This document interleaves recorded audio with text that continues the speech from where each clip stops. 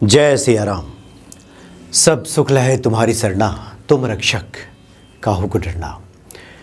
आप श्री रामचरितमानस का अध्ययन करेंगे और खासकर श्री हनुमान जी के लीलाओं का वर्णन जब आप सुनेंगे या पढ़ेंगे, वैसे वैसे आपके हृदय में ये विश्वास गहरा होता जाएगा कि व्यक्ति अपने कर्म पथ पर अडिग रहते हुए ईश्वर की आराधना करता रहे, हनुमान जी की शरण में रहे या अपना प्रत्येक कर्तव्य प्रत्येक कार्य को ईश्वर को समर्पित करता चले तो निश्चित तौर पे उसे सफलता प्राप्त हो जाती है, उसे विजय मिल जाती है।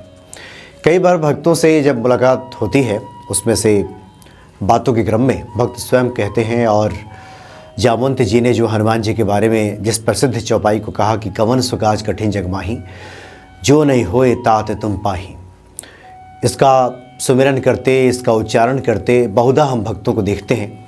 लेकिन उसके बाद वही भक्त जब ये पूछते हैं कि क्या हम हनुमान जी की पूजा कर रहे हैं तो क्या ये संभव हो जाएगा, मेरे जीवन में जो कठिनाई है क्या ये दूर हो जाएगी, तो बड़ा आश्चर्य होता है कि अभी तो आप यही बात तो कह रहे थे कि कवन सुकाज कठिन जग माही, जो नहीं होई तात तुम पाही। हनुमान जी के लिए कौन सा ऐसा कठिन कार्य है जो वो ना कर सकते हों अगर उनकी कृपा हो जाए। हनुमान जी अगर चाहें, चूँकि सर्व समर्थ है हनुमान जी। अभी तो आप इसका पाठ कर रहे थे, अभी तो ये बातें कर रहे थे और अभी आपके मन में ये सवाल खड़ा हो गया। इसका मतलब यह है कि हमने सही मायने में, सही अर्थ में जिस पाठ को हम कर रहे हैं उसको समझा ही नहीं है, उसको जाना ही नहीं है, हमारा विश्वास अभी गहरा हुआ ही नहीं है। हम तो यंत्रवत मशीनी तरीके से बस पढ़े जा रहे हैं। और इस तरह की बातें कई बार ये देखने सुनने को मिल जाती हैं। एक प्रश्न को आज हम लेते हैं जो बहुत सारे लोगों की ये आवाज़ हो सकती है, ये प्रश्न हो सकता है, ये स्वर हो सकता है। देवांश जी हैं, इन्होंने एक मेल किया है और काफ़ी लंबा मेल इन्होंने किया है और लिखा है कि जय श्री राम या नमस्कार महाराज जी, मैं पिछले कई महीनों से श्री राम और हनुमान जी की आराधना में लगा हूँ और रोज़ाना श्री राम आरती, स्तुति, बजरंग बाण, हनुमान अष्टक, हनुमान चालीसा, श्री हनुमान स्तुति, हनुमान आरती का नित्य पठन कर रहा हूँ। लेकिन मेरा जीवन काफ़ी दुख, दर्द और पीड़ा से भरा हुआ है। बेरोज़गार हूँ, बहुत सारी परेशानियाँ हैं, काफ़ी कष्टमय जीवन है। काफ़ी उन्होंने लंबी बातें लिखी हैं और कुछ सवाल भी उन्होंने लिखा है। कुछ सवालों को पढ़ते हैं और उसके बाद हम बात करेंगे। उन्होंने लिखा है कि मेरा सवाल ये है कि क्या हनुमान और प्रभु श्री राम मेरे जीवन का दुख, दर्द और कष्टों का निवारण कर पाएंगे? ये प्रश्न है, ये प्रश्नवाचक चिन्ह लगाया गया है। ये पूछा जा रहा है, इतने सब पाठ करने के बाद भी ये पूछा जा रहा है कि क्या हनुमान जी और प्रभु श्री राम मेरे कष्टों का निवारण कर पाएंगे? क्या मेरी भक्ति में कोई कमी रह गई है या फिर प्रभु मुझसे किसी बात को लेकर नाराज़ हैं जिसके कारण मेरी मनोकामना पूरी नहीं हो रही है? क्या मेरे इस तरह के बुरे कर्म हैं जिसकी वजह से मुझे फल की प्राप्ति नहीं हो रही है? इस तरह की बहुत सारी बातें इन्होंने लिखा है और ढेर सारा पाठ करते हैं। जिन पाठों का इन्होंने जिक्र किया है, चर्चा की है, मुझे लगता है कि अगर इन सब पाठों को प्रतिदिन किया जाए तो कम से कम 2.5-3 घंटे का समय तो चाहिए इतना पूजा पाठ करने के लिए। अब देखिए, कबीर बहुत बड़े राम भक्त रहे और उनकी एक प्रसिद्ध दोहा है कबीर का कि माला जपूं न कर जपूं, माला जपूं न कर जपूं, मुख से कहूँ न राम, राम हमारा हमें जपे, रे कबीरा हम पायो विश्राम। कबीरदास जी कहते हैं कि माला जपूं न कर जपूं, ना मैं माला से जपता हूँ, न कर से जपता हूँ, न हाथ की माला बनाकर जपता हूँ, मुख से कहूँ न राम, मैं मुख से राम भी नहीं कहता। राम हमारा, राम हमारे हैं, मेरे हैं राम, राम हमारा हमें जपे, रे कबीरा हम पायो विश्राम। और हम कबीर अब विश्राम पाते हैं, राम हमारे हैं। हम तो जो भी कार्य करते हैं, जो कुछ भी करते हैं, राम की खातिर करते हैं, तो अलग से उनको जपने की क्या आवश्यकता, राम राम कहने की क्या आवश्यकता? कबीर की हर सांस राम के लिए है, राम से है। कबीर का हर वचन राम के लिए है। मुख से जो भी शब्द निकलता है वो राम के लिए है, पूरा जीवन ही जब राममय है तो फिर इतना कुछ करने की आवश्यकता क्या। ये बहुत गहरा अर्थ इसमें छिपा हुआ है। गोस्वामी तुलसीदास जी कहते हैं कि नहीं कलि कर्म न भगति विवेकु, राम नाम अवलंबन एकु। इस कलयुग में ना कर्म हो सकता है, ना भक्ति हो सकती है, ना कर्मकांड हो सकता है। अनुभव से बता रहे हैं तुलसीदास जी कि सिर्फ एक राम नाम का अवलंबन मतलब सहारा ले लिया जाए तो सारे कार्य सिद्ध हो जाएंगे। तो आपने पहली बात तो यह है कि विस्तार से आपने चर्चा की है। देवांश जी हैं, देवांश जी ने ये चर्चा की है विस्तार से कि मैं इतने सारे पाठ करता हूँ। तो पहली बात तो यह है कि इतने सारे पाठ जब आप करते हैं और इस पाठ के वास्तविक अर्थ को आप समझ गए होते तो इस तरह का सवाल आपके मन में नहीं आता कि क्या राम जी और हनुमान जी हमारे कार्यों को कर पाएंगे। अगर आपका प्रश्न उनके सामर्थ्य पे है, उनकी क्षमता पे है, तो इसका मतलब यह है कि आपने अभी सही मायने में, सही अर्थ में जाना ही नहीं है। आपने सुना है ज़रूर कि हनुमान चालीसा का पाठ करना चाहिए, हनुमान अष्टक का पाठ करना चाहिए। संकट बहुत गहरा हो तो आप बजरंग बाण का भी पाठ करें, हनुमान जी की आरती करें, संकल्प लें। तमाम बातें आपने सुन तो ली हैं, लेकिन गहरे अर्थों में इसको आप समझ नहीं पाए हैं, जान नहीं पाए हैं। सर्व समर्थ ईश्वर क्या नहीं कर सकते अगर वो चाहे तो। लेकिन सवाल ये है कि वो चाहेंगे कब? तो वो चाहेंगे तो तब जब प्रभु श्री राम स्पष्ट तौर पे कहते हैं कि निर्मल मन जन सो मोहि पावा, जिसका चित्त बिल्कुल निर्मल है, जो मेरा ही हो गया है, जो मेरे शरणागत है। जो कबीर कहते हैं कि राम हमारा हमें जपे, रे कबीरा हम पायो विश्राम। राम हमारे हैं, वो हमें जपें, हमारा काम तो कुछ अलग से है ही नहीं, जो भी काम है सब राम का है। तब उसके बाद कबीर की कार्य सिद्धि तो होगी ही, तुलसी की कार्य सिद्धि तो होगी ही।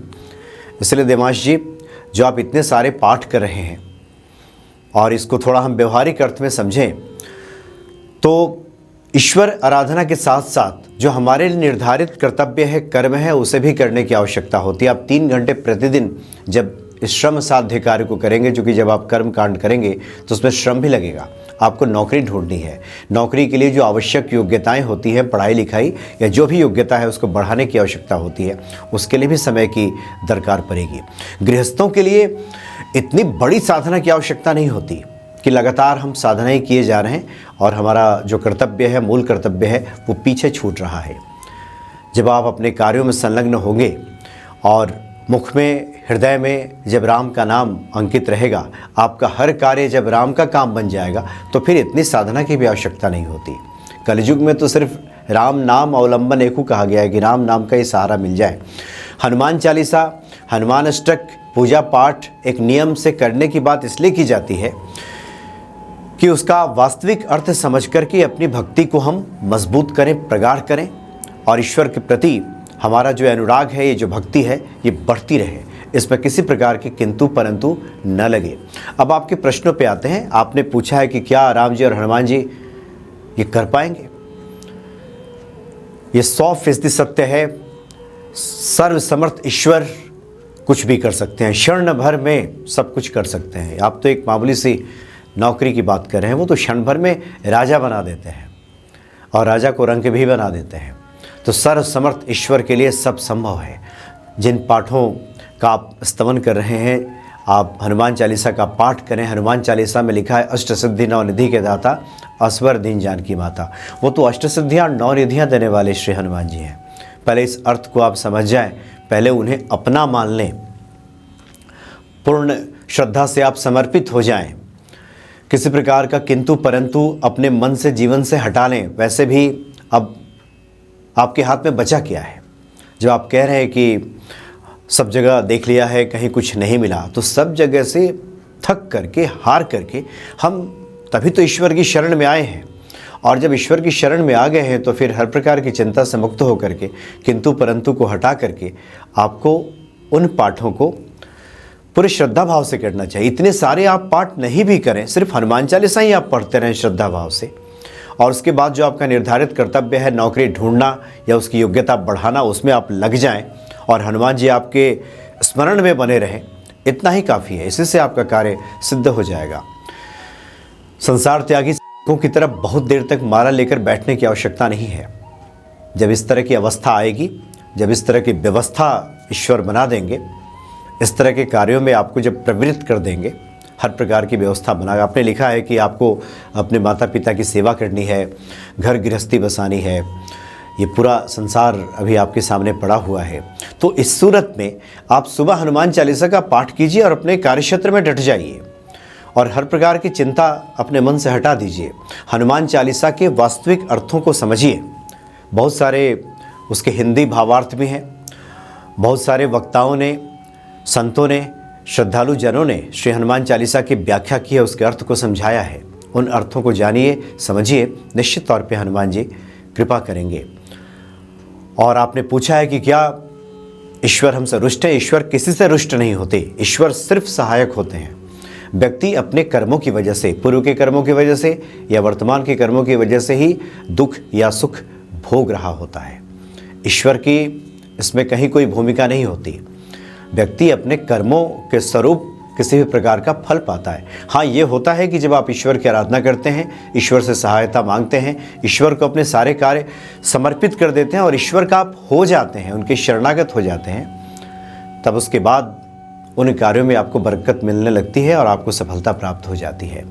जामवंत जी कहते हैं प्रभु श्री राम से कि संसार में वही विजयी है, वही विनयी है, उसी का यश है जिस पे आप दया करते हैं। सोई विजयी विनयी गुण सागर, जिस पर आप दया करते हैं प्रभु श्री राम, उसी का जो सोयश है त्रैलोक्य उजागर, तासु सुजस त्रैलोक्य उजागर। सुंदरकांड में विस्तृत वर्णन गोस्वामी तुलसीदास जी ने किया है कि संसार में विजयी वही है जिस पर प्रभु श्री राम कृपा करते हैं। जामवंत कह सुन रघुराया, जा पर नाथ करहु तुम दाया, सोई सदा शुभ कुशल निरंतर, सुर नर मुनि प्रसन्नता ऊपर। उसी पर सुर नर मुनि सही प्रसन्न होते हैं। तो जब आप अपने कर्तव्य क्षेत्र पे मेहनत करके आपने देख लिया है और बात नहीं बनी है, और एक मेवा जब हनुमान जी की शरण में आप आ गए हैं, तो हर प्रकार का किंतु परंतु छोड़ करके हनुमान जी पे भरोसा रखिए और उनके पाठ करते रहिए। हाँ, लेकिन अपने कर्तव्य से विमुख होकर के नहीं, आपके लिए जो निर्धारित कर्तव्य है उसमें लग करके। इसलिए ईश्वर किसी का अहित नहीं करते, ईश्वर किसी से नाराज नहीं होते, ईश्वर हमेशा सहायक बनते हैं। इसलिए ये भ्रम अपने मन से हटा दें कि आप बहुत पूजा पाठ करते हैं, उसके बाद भी फल की प्राप्ति क्यों नहीं हो रही है। एक बार सिर्फ अगर हृदय से राम कोई कह दे और वो जो हृदय की पुकार है वहाँ तक पहुँच जाए, इतनी गहराई, इतनी तन्मयता, इतना विश्वास, इतना अपनापन उस स्वर में हो, तब बात बनती है। इसलिए श्रद्धा विश्वास को बढ़ाएं और जितना संभव हो सकता है पाठ करें, लेकिन अपने कर्तव्य पथ पे भी आप डटे रहें और ईश्वर से आराधना करें कि वो कृपा कर दें। अगर पूर्व जन्मों की वजह से हमें कष्ट प्राप्त हो रहा है, कुछ कार्यों की वजह से, तो सर्वसमर्थ ईश्वर क्या नहीं कर सकते? वो सब कर सकते हैं। प्रारब्ध को भी बदल सकते हैं, मिटा सकते हैं, क्योंकि ईश्वर सर्वसमर्थ है। हनुमान जी सर्वसमर्थ है। इसलिए इस भाव से आप उनकी आराधना कीजिए। और कबीर दास जी की बात हमेशा अपने मन में याद रखिएगा कि माला जपूं न कर जपूं, मुख से कहूँ न राम, राम हमारा हमें जपे, रे कबीरा हम पायो विश्राम। अब हम तो पूर्ण विश्राम में हैं। इसलिए विश्राम में है क्योंकि हमारा सब कार्य राम के लिए है। मेरे मुख से निकला हुआ हर वचन, हर शब्द राम के लिए है। मैं जो करता हूँ वो सब राम के लिए है। मैं अपने परिवार का लालन पालन करता हूँ, पोषण करता हूँ उन्हीं प्रभु की कृपा से, और उन्हीं प्रभु का करता हूँ, क्योंकि सिए राम में सब जग जानी, करूँ प्रणाम जोरी जुग पानी। ये जितनी सूरत दिखाई दे रही है हमारे सामने, एक कर्तव्य के तहत हम जिनका लालन पालन करते हैं, माता पिता के रूप में जिनकी सेवा करते हैं, वही ईश्वर विराजमान है। इस भाव से आप करें, निश्चित तौर पे हनुमान जी कृपा करेंगे और आपके सभी मनोरथों को सिद्ध कर देंगे। ये अटल सत्य है। जय सिया राम।